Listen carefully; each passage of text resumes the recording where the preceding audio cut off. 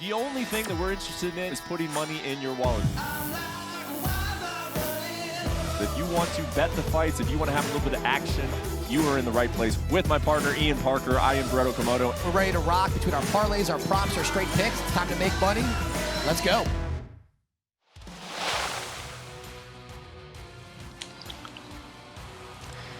The UFC is in beautiful Paris for the second time in its history and is bringing a heavyweight main event between a French heavyweight, Ciryl Gane, who's looking to pick up his first victory since losing to Jon Jones in a heavyweight championship fight. He will look to do so against Serghei Spivac. And to discuss that main event and every other fight on the card, as always, it is Brett Okamoto and Ian Parker to talk about things from a gambling perspective. We did not make the trek out to Paris. Ian joins us from Florida. I am in my home in Las Vegas, but we are there in spirit. Our wallets are there in spirit, and all of our information will be there. I am feeling good about this card, especially coming off of a very successful week last week, which I will let Ian Parker describe. How did we do last week, Ian?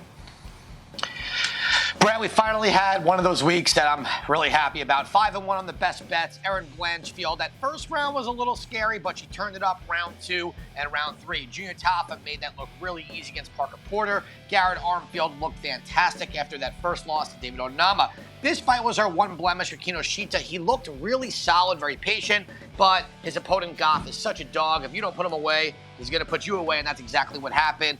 Liang and Aldrich, under 2.5. We didn't even need under 1.5 to get that done. And Choi in the first fight, minus that little drop and scare, he got the win. Unfortunately, we missed on the parlay. And the prop of the night, I'm very shocked that we lost that. Nakamura was in a dominant position for about 90% of the fight, but he ended up winning by decision. However, our best bets really turned it up this week, and I want to do it again, especially for Paris. Yeah, absolutely. The best bets hit, there for a while. I think it was like 3-4 weeks in a row we'd hit the parlay. One of these times we're going to get absolutely everything. It's going to be a monster week. It's only a matter of time. Maybe it's this week in Paris. And speaking of, let's take a look at this main card that you can find on ESPN Plus, of course, as always. It is one of those earlier cards, just like we had a few weeks ago. Or wait, was that last week in Singapore? Yes, so it's another morning show here, so I like that. I like the early morning fights, and we're going to have number 2, Ciryl Gane, taking on Serghei Spivac. In the co-main event, super interesting fight. Rose Namajunas moving up from strawweight to take on Manon Fior in a very, very high-profile flyweight bout. And then you see a few others scattered there in a 6-fight main card, again, on ESPN Plus, 3 Eastern, noon Pacific. We are going to start, as always, on the main event. And you know what? I'm not going to mince words here, Ian. I think that I am going to be very interested to see what you have to say about our guy, Ciryl Gane, because he just did not offer much of a resistance at all to Jon Jones. Now, listen, it is Jon Jones. I understand that. But it just looked like he was almost mentally defeated. It looked like he had almost accepted that he was going to lose that fight. At least that was kind of my take on it. This guy seems extremely talented. I would say pound for pound, he probably has more talent than Serghei Spivac. But Spivac is a guy who is not going, I think, to beat himself. And now we go back to Paris, a little bit of pressure there on Ciryl Gane. He looked great there before when he fought. A little bit of pressure here again coming off of a loss. What do you think of this main event? You know what? This is an interesting main event. I think this is going to really show us where Ciryl Gane is. Brett, that fight against Jon Jones, let's call it what it was. It was atrocious. Ciryl Gane might as well have not showed up to the building that night. And I think he knows that, and he's also kind of accepted that I'm never going to get that loss back. Against Serghei Spivac, he has an opponent here who is on a little bit of a win streak, very tough, and will have what everyone seems to have when it comes to Ciryl Gane, a grappling edge. However, I feel like some people are taking it a little too much with the Ngannou win, saying, oh, he took Ciryl Gane down so easily. Well, when you're not expecting to be wrestled by Francis, who's never done that before, sometimes you're caught off guard, and that happens. With Jon Jones, Jones is so good that even if you know what's going to happen, you still can't stop it. That's what makes him the GOAT. When it comes to someone in Serghei Spivac, this is someone who doesn't really disguise their takedowns.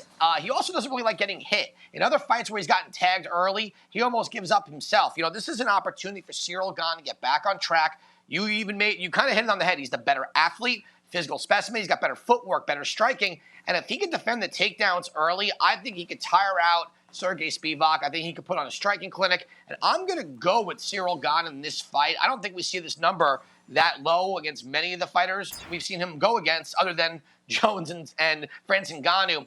Spivak's got one path to victory. It's take the fight to the floor. If he can't do that, this is Gane's fight. And I think Gane's takedown defense, is being really overlooked because of the blemish of the Jones and Ngannou fight. Give me Ciryl Gane to bounce back here in his backyard. I am not surprised that is the pick. This is one of those situations for me. The way I look at this is you could be getting Ciryl Gane at the price of a lifetime here, honestly, because you look at some of those other odds that we shot. I mean, minus 550 against Tai Tuivasa, but now he's minus 175 against Serghei Spivac, and it's because he just didn't really show up against Jon Jones and because he got out-wrestled by Francis Ngannou. So if you believe that there are reasons for that and that this guy is going to kind of still look, he might just be a bully fighter, honestly, Ian, and it's going to sound like I'm talking bad about him, but it's analysis to me at this point. In fights that he is supposed to look good in, he looks very, very good. In fights that you wonder about, he's looked kind of bad, and he has not really shown up and risen to the challenge. So if Serghei Spivac comes in and this guy's confident and he can bully him around, I think you might be looking at the line of a lifetime here. But how much do you trust Ciryl Gane, even at this odd? Well, you know what? For me, I also go back to fight IQ, and most of the time, Ciryl Gane does have that. And if you also look at who Spivak has fought, someone like a Derek Lewis, and that's nothing against Lewis, but we know that if Derek Lewis gets taken down and he's able to be controlled, he's not a threat off his back unless he just does the Derek Lewis stand-up, but he just kept getting taken down over and over again. And I don't see Spivak doing that. I think if Spivak's going to try, he's going to try and close that distance. He's going to tire himself out. So, Brett, not only am I taking Ciryl Gane to win this fight, we're going to do this new long shot prop that we've been doing the last couple of weeks. It was GM3 to win by TKO in round 3. We just missed that. Last week, it was Max Holloway to win by TKO in round 4. He did in the round 3. So I'm getting close. I'm saying Ciryl Gane to win by TKO and round 2 at plus 500. Plus 575 we're getting out right now. I could see Spivak getting gassed. And when Ciryl Gane has won his fights and he's finished it, it's been between rounds 2 and 3. Spivak in the 2 most recent losses where he's been knocked out, it was in round 1. Let's go Gane, round 2, TKO.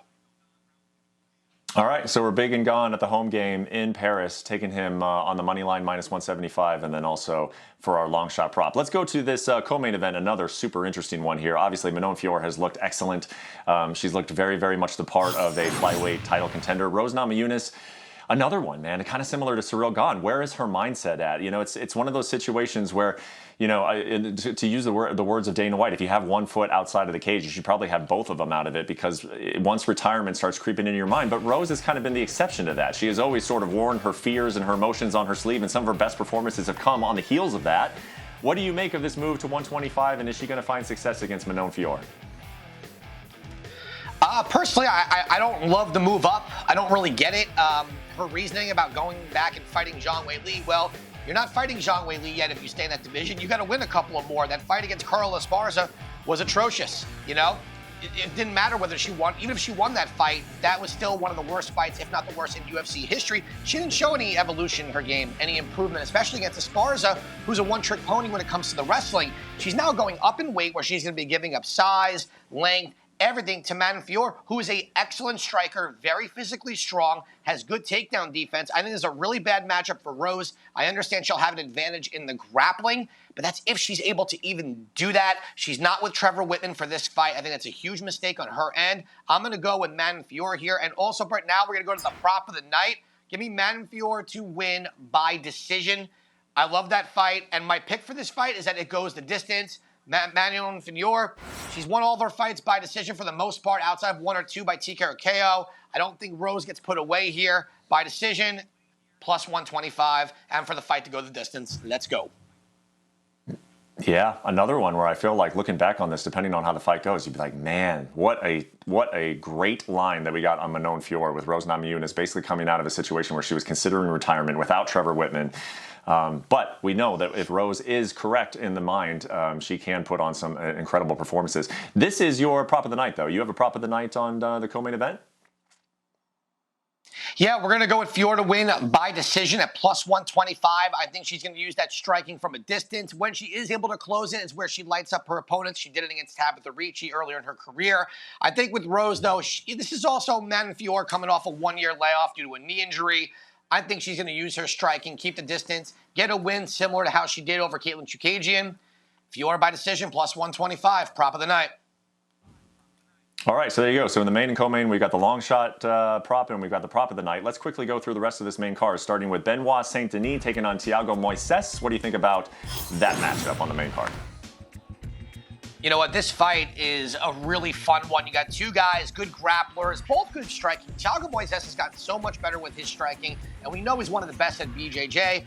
Benoit Saint-Denis, look, that fight against Bonfim, he looked fantastic.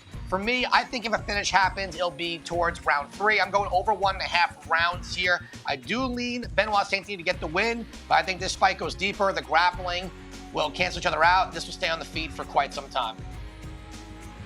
All right, moving on to a former title challenger, Volkan Oezdemir taking on Bogdan Guskov. What do you think of this matchup? Volkan Oezdemir is fighting what looks like the Russian Anthony Smith here. I thought that was Anthony Smith's picture by accident. Look, Volkan Oezdemir is someone who I think flies under the radar. He is that litmus test at 205. You saw the fight against Paul Craig. He has still got good striking, good fight IQ. When he gets on top of position, he's got good elbows, good striking. He's fighting a UFC newcomer who is either I knock you out or I get knocked out. Oezdemir's got a good chin. His opponent hasn't really fought anybody. I don't trust a newcomer coming in here fighting someone against Volkan. I'm going Oezdemir. Give me the seasoned vet at -180. All right, so we're taking the favorite in that one. How about Liam Gomez taking on Yanis Gamori? Gomez coming in at -225 here. The number's a little high for me to go. If I had a lean, I'd go with William Gomez here. I could throw him in the parlay. I really like what he did against Francis Marshall, using that reach, using his kicks. I think he does the same thing here. I think he's more well-rounded than his opponent. That number makes a lot of sense. Let's go with Gomez. All right, and then rounding out the main card, Morgan Chire taking on Manolo Cellini in the final fight of the main card. We're going to go with under 2.5 here. You're looking at someone in Sharier who's Morgan is such a favorite here for a reason. If you go and watch his fights, the dude is unbelievable in striking. His opponent is also one of those that gets a lot of finishes early on. I think he's going to be dominant here in his backyard. Under 2.5 at -130. I think that line should have been -185. I think a finish happens early in the second round. All right, so we're like Morgan Chire taking on to getting the finish, but we will kind of hedge that a little bit by taking the under at 2.5. All right, let's quickly move on to the prelim picks for night happening in Paris on ESPN Plus. Remember, it's a morning card. Go ahead and take us through your prelim picks, Mr. Parker. In the first fight, Lapilus versus Loughran. I'm going Loughran here, +145. Taylor Lapilus has been around a while. He's the older fighter, but he's also been inactive. Although his last 3 fights, he's beaten guys with records of 14-1, 11-2, and he's done it in dominant fashion. That inactivity concerns me. His opponent is on an unbelievable streak, knocking out everybody. In Cage Warriors, we're going to go with the underdog here, +145. Between Lusa and Riss McKee, over 2.5 rounds. Quinolin versus Jocelyn Edwards. I'm going to lead Edwards here. Her opponent is really aggressive early on. We've seen Edwards weather storms to be able to use her cardio, her striking, her distance. And if she doesn't get finished, I see her winning a decision. Farid Basharat, I'm high on the Basharat brothers in general. He's fighting Clayton Rodriguez, who's coming up in weight for the first time. -352 on the money line. We're going to throw him in the parlay. And we're going to go with Jacqueline Calvacante, -3.5 points. In other words, she either gets this done inside the distance or sweeps the cards 30-27. All right, so you already mentioned Basharat will be in the parlay. Who else is going to be in the Parker parlay this Saturday? Well, for this week, I'm going to go with a 4-legger. Give me Gomez, Morgan, Farid Basharat, and Calvacante. We're going to get +204. It is a little bit chalky. I don't like that I lost that parlay last week, so I'm going a little bit more conservative. I want to get the win, start another streak with the parlays. That's what we're going to do with this week. Yes, sir. The parlay's been hot recently, and the best bets were hot last week. Let's keep that going. What are we going for best bets this week? For best bets this week, main event, Ciryl Gane. I think he gets back true to form here. I do think this is a good opponent for him. On the feet, Spivak. I don't see Gane being overly concerned there. Where the concern is the clinch and the takedowns. As long as Gane can keep the fight standing, round 2 or 3, I think he gets it done. -175 on the money line. Co-main event, fight to go the distance, regardless of who wins. Both women very durable. Manon Fior, she's won, I think, all of her fights except for 1 or 2 in the UFC by decision. I see it going there. Saint-Denis and Moises over 1.5 rounds. Volkan Oezdemir, moneyline -180. Loughran making his UFC debut at +145. I like this kid a lot. I think he's going to surprise a lot of people and make an impact. And then Ang Lusa and Riss McKee over 2.5 rounds. 6 plays. Let's go. All right, so you said earlier that the parlay is slightly chalky. This parlay will not be chalky at all. What is our long shot parlay for UFC Fight Night? Dying to hit this one, and this one, I'm going to call it right now, and I think last year when I hit it, I said the same thing. If Jocelyn Edwards wins, I think the rest have a very solid chance of getting it done. Cavalcanti by KO or TKO. I've seen her in other organizations. She's a very talented striker. She's fighting someone who's very inactive, who just fought Nunes, who starts off hot, but then fades as the fight goes against Cavalcanti. Bad idea. Jocelyn Edwards, Anglusa by decision. Him and McKee is going to go the distance. I believe that. I think he gets it done. Then Morgan by KO or TKO. That kid is nasty, plus 120. We're getting a pretty good number there. Absolutely. Plus nearly 3,000 there on the long shot parlay. And we get to do it all early in the, well, I shouldn't say early in the morning, but it's a nice little afternoon card. We started off last weekend with a little bit of money on our 5-1 best bets. Hopefully we'll do the same this Saturday so we can enjoy our Saturday night with a little bit of extra money in our pocket. Remember that different start time and all the fights are on ESPN+. Thank you, Mr. Parker, for all your insight and your picks, and we will be right back here again for all of the cards for the rest of 2023. Keep joining us right here on UFC Best Bets. We appreciate you, and have a great weekend.